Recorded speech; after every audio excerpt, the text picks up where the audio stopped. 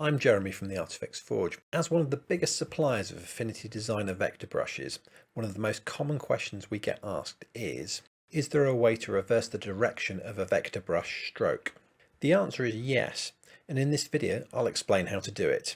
Having the ability to reverse the direction of a brush stroke is unique to vector brushes, and it's not possible with pixel brushes.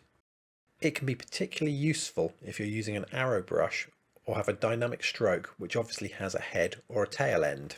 All of the examples shown in this video can be bought at artifexforge.com. Follow the link in the description below to learn more. To show how to reverse a brush stroke, I'm going to complete this cuckoo clock design, which is made using Artifex Forge's single weight line art lab, a set of monoline brushes and patterns for Affinity Designer.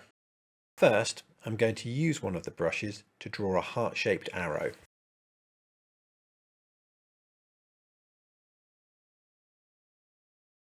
As you can see, the arrow is facing in the wrong direction. So, to reverse it, I'm simply going to choose the node tool while the brush stroke is selected.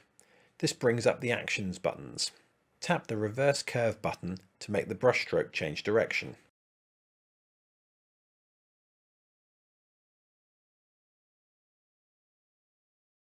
I'm going to repeat the process to add the other clock hand.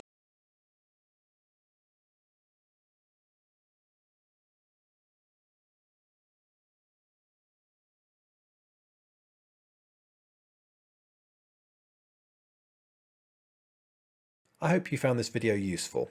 Please don't forget to follow our channel and check out our other Affinity tutorials for more handy tips and tricks. Please also follow the link below to see the toolkit used to make this illustration and Artifex Forge's other Affinity tools. Thank you for watching.